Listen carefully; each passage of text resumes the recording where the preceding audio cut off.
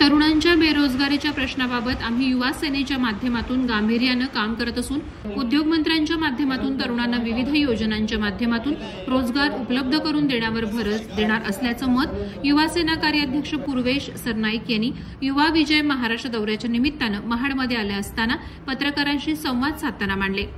युवा सेनेच्या माध्यमातून युवा विजय महाराष्ट्र दौऱ्याचं सध्या राज्यभरात आयोजन करण्यात आलं असून या माध्यमातून महाराष्ट्रातील सर्व जिल्हा आणि तालुक्यातील युवा सैनिकांशी संवाद साधून आढावा घेतला जातोय।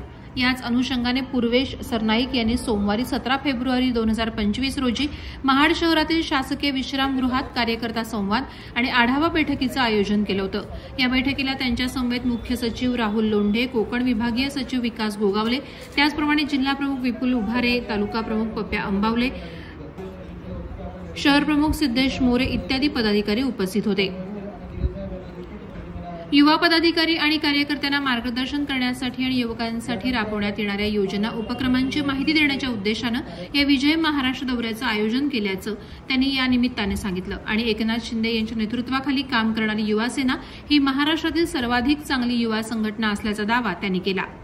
महाराष्ट्रातील तरुण सध्या नशेच्या आहारी जात आहेत। या विषयावरून युवा सेनेच्या भूमिकेबद्दल त्यांना विचारलं असता 2012 साली ड्रग्ज फ्री महाराष्ट्र हे अभियान प्रथम आपल्या मार्फतच राबवलं गेलं होतं आणि त्याचा परिणाम देखील चांगला साधला गेला असल्याचं त्यांनी सांगितलं। तसंच महाराष्ट्रातील तरुण हा वाया गेलेला नसून मुख्यमंत्री एकनाथ शिंदे यांच्या कार्यकाळात तरुणांनी चांगल्या पद्धतीने प्रगती केली असल्याचं त्यांनी सांगितलं आणि तरुणाईच्या नशाखोरी गैरप्रकाराबाबत काहीही माहिती मिळाल्यास युवा सेना पदाधिकाऱ्यांशी संपर्क साधण्याचं आवाहन त्यांनी उपस्थित पत्रकारांना केलं।